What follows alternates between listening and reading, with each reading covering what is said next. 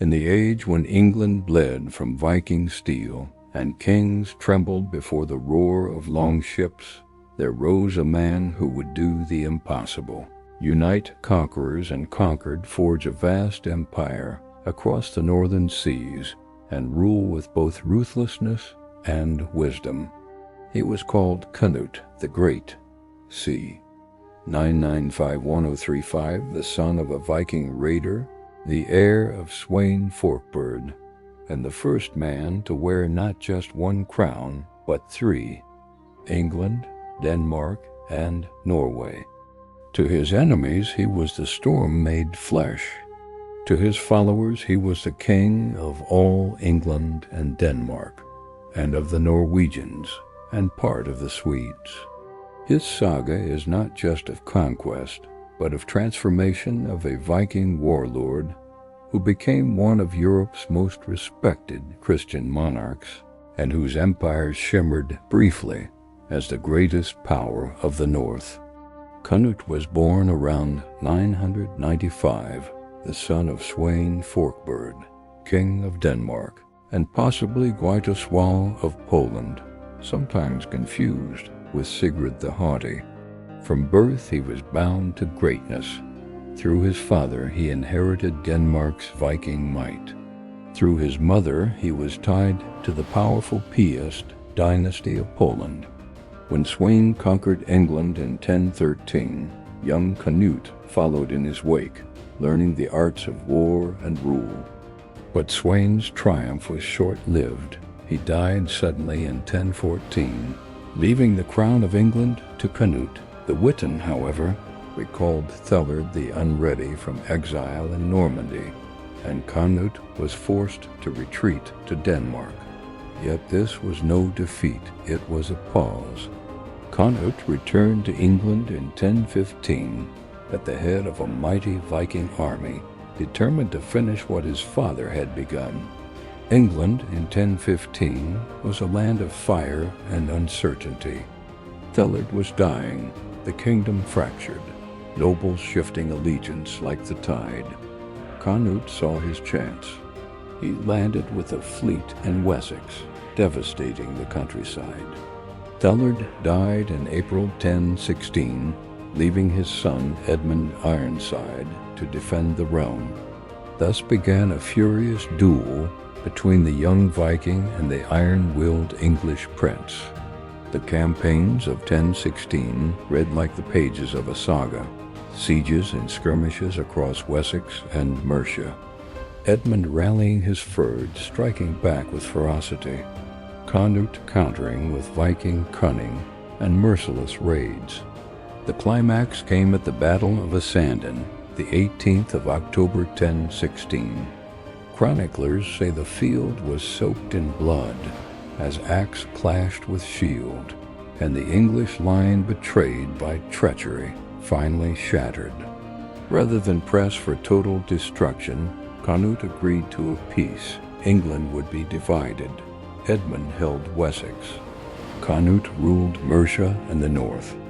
But fate intervened. Just weeks later, Edmund Ironside died mysteriously, perhaps of wounds, perhaps of assassination. Canute was left sole ruler of all England. Unlike many Viking warlords, Canute understood that to rule England, he had to be more than a raider.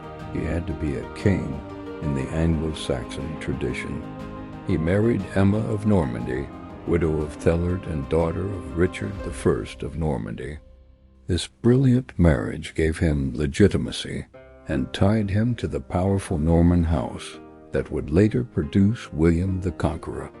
Canute also made a political masterstroke. He kept many English nobles in place, ensuring continuity. He divided England into 4 great earldoms: Wessex, Mercia, Northumbria, and East Anglia, creating a structure that would shape English politics for decades. He lavished gifts on the church, presenting himself not as a pagan conqueror, but as a Christian king chosen by God. By blending Viking authority with Anglo-Saxon kingship, Canute transformed from foreign invader into a legitimate ruler. But Canute's ambition did not stop at England. His vision was vast, an empire of the North Sea, linking Denmark, England, and Norway under one crown. In 1018, he inherited Denmark after the death of his brother, Harold II. In 1028, he conquered Norway, driving out Olaf Haraldsson, later Saint Olaf. He even extended influence into parts of Sweden, making him master of almost all Scandinavia. This was the North Sea Empire, a realm where ships could sail from London to Roskilde, from Trondheim to York, and never leave Canute's dominion. He ruled not by chaos, but by administration. He traveled frequently between his kingdoms, ensuring loyalty. He appointed strong jarls and earls to govern in his absence. He maintained fleets to keep control of the seas. For a brief, shining moment, Canute was the most powerful monarch in Europe. One of the most remarkable things about Canute is how he balanced his Viking heritage with Christian kingship. He had once been a pagan warrior, yet as king, he became a devout patron of the church. He funded monasteries, sent gifts to Rome, and in 1027 made a pilgrimage to the Holy See, where he attended the coronation of the Holy Roman Emperor, Conrad II. This act astonished contemporaries. The once feared Viking now walked humbly as a Christian king. His famous letters to the English people declared him a protector of the church, a just ruler, and a man of God. One of the most enduring legends of Cnut is the story of him commanding the waves. Chroniclers tell that his courtiers flattered him, saying he could command even the tide. To rebuke their foolishness, Canute set his throne by the shore and ordered the sea to halt. When the waves soaked his feet, he turned to his nobles and said, "Let all men know how empty and worthless is the power of kings. None is worthy of the name of king, but he whose will the heavens, earth, and sea obey." Whether myth or truth, the story reflects the transformation of a Viking conqueror into a wise Christian monarch, aware of the limits of earthly power. Canute ruled England for nearly 20 years, Denmark for almost 2 decades, and Norway for 7. His empire, however, was held together more by his personal strength than by lasting institutions. He had several children, with Emma of Normandy, Harthacnut, who would later rule England and Denmark, with Glitchi of Northampton, his first consort, Harold Harefoot, who also claimed England after Cnut's death. These rival lineages would fracture his legacy. In 1035, Cnut died at Shaftesbury, Dorset.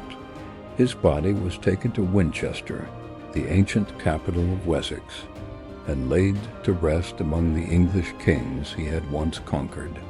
Canute the Great is remembered as more than just a conqueror.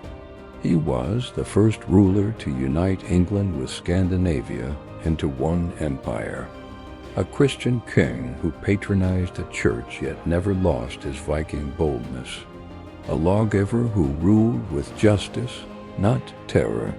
A monarch who proved that even a foreign invader could become the beloved ruler of England.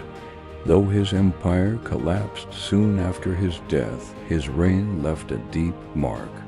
He transformed England from a kingdom of raids and turmoil into a stable, respected realm. He bridged the Viking and Christian worlds, embodying both axe and cross.